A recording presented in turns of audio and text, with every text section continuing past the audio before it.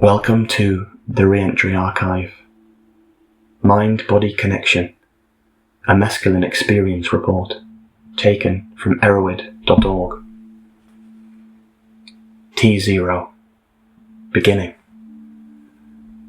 I put 412 milligrams of mescaline citrate into a gel cap and swallowed it, after eating some toast and drinking my morning coffee. I had woken up early so that I could dose at 6:30 because I knew mescaline was a long trip and I wanted to be back to baseline at a reasonable hour. T050 to 1 hour. Coming up. The first signs of effects were a bit of energy and a slight euphoria. There was an overall good vibes quality to it that put a smile on my face. The sheer excitement just from knowing that my extraction was successful was a great feeling as well. The come-up was happening. Slight signs of nausea presented themselves, but it was very minor. T 1 hour to 2 hours. Coming up. Over the next hour, the effects continued to build. It felt quite nice to take large, deep breaths and feel the bed sheets against my skin. At that moment, it felt like a low-dose MDMA. Slight jaw clenching, temperature changes, and pupil dilation were present. My thoughts began to change, similar to a low-dose THC in a way. I noticed myself withdrawing. When talking with my wife, I found it more difficult to seem normal, and I was looking forward to some time alone in the house, to let myself get my bearings with this new state of consciousness. T 2 hours to 3 hours, still coming up. Mescaline has a long come up. I had the house to myself now, and the effects were still growing. I alternated between laying on my bed and getting up and walking around, while I'm observing the sensations in my body. An energy and euphoria was growing inside me. I often felt like laying down and letting it wash over me as I swam in blankets. But soon after, the restlessness and energy in my body would get me up on my feet again, and I would need to walk around. My thoughts during this phase were just as restless as my body. They would jump from one thing to the next. I was unable to think about one thing for more than a few seconds. I wasn't able to harness this energy to think deeply. I felt I was just on the edge of a breakthrough, but wasn't able to do so. T 3 hours to 7 hours, the peak. Suddenly, I noticed how dirty my house was. I work a full-time job, and my wife has her hands full with 2 rowdy kids. And this was one of those days where things were messy. In that state of mind, being in that environment, I realised how lazy it was not to clean the damn house right at this very moment. My house was now a reflection of my insides. I turned on a playlist and began to clean as the effects started peaking. I'm not sure if it was just giving the molecules time to arrive at their destination, or it was the act of moving that did it, but things started to feel amazing. I danced to the music while I cleaned the house. There was an interesting mind-body connection that was apparent. The more I focused on the movement of my body, the more my thoughts became focused and clear. The urge to clean wasn't just an urge to clean up my environment. I also wanted to clean my soul. I wanted to clean who I was on the inside.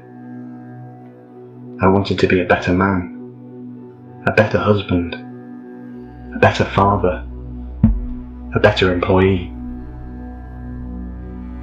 It wasn't just enough just to want it, or just to feel it. I wanted to do it. Cleaning up was something physical I could do in that moment, an action. Not words, not feelings. Not long into cleaning up, I noticed my son's blanket on the ground and went to pick it up and put it back in its place. It was a bit dirty from something that had spilled on it. The image of my wife cleaning flashed in my mind, and I was filled with a deep gratitude for her.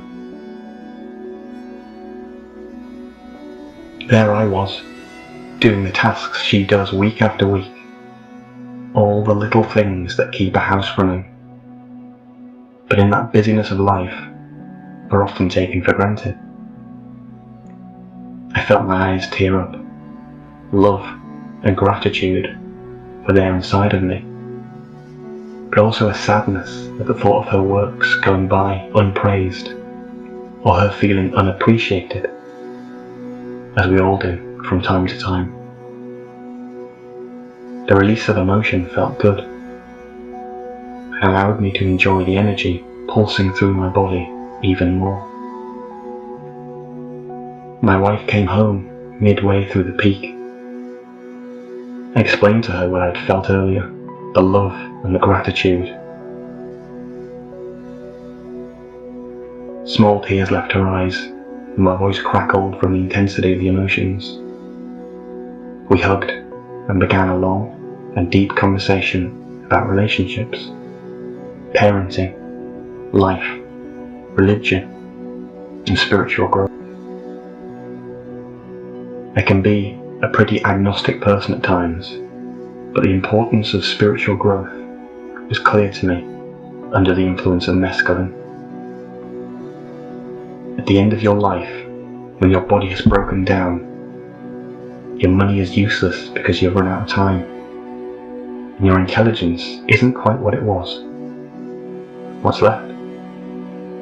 Your spirit, that's what. Your memories of who you were and how you treated people. It's so important to cultivate that spirit now, to be the person that will leave you satisfied at the end of your life. Tea, 7 hours to 11 hours. The remainder of the experience was a very gradual return to baseline. My kids came home, and I had so much motivation to be the father I had thought of earlier.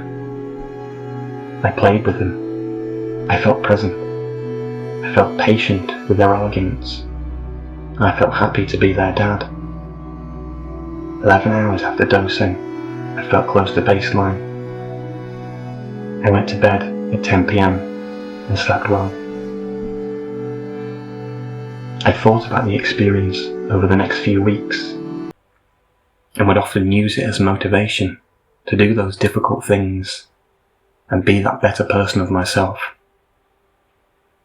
Tuning into this experience every month or two to help brush off the cobwebs has been quite useful. Mescaline, at this dose, was very practical.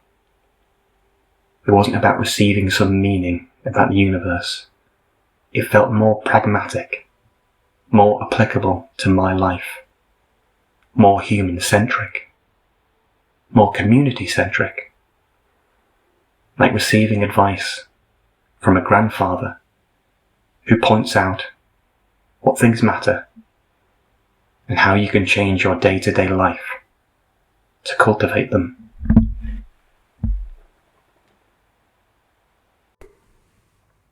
You don't have to have lived through an experience to learn from it. So let's take a few moments to reflect upon what this journey might mean. There were no visions or mystical moments during this experience. but this description wonderfully outlines how these substances can facilitate transformation without them. This experience carried powerful symbolism for the family unit. There was a recognition that the home is a reflection of the psyche. Perhaps an acknowledgement that, just like the home, work is needed in order to keep the psyche clean and tidy.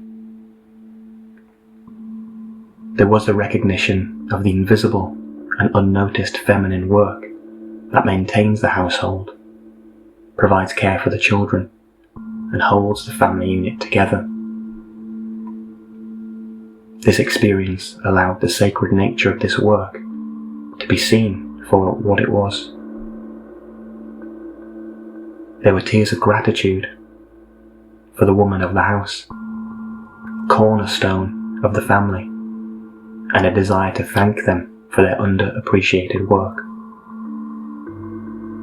The experience helped generate a mental image of the man, husband, and father this traveller wanted to be. And during the course of the day, they embodied these roles.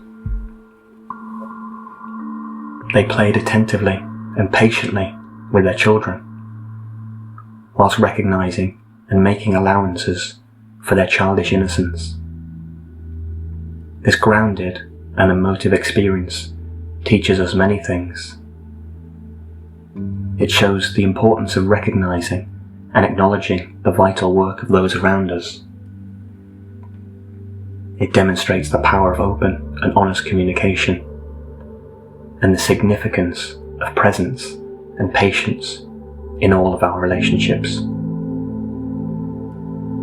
It also teaches that psychedelic experiences don't need to be transcendent in order to be transformational.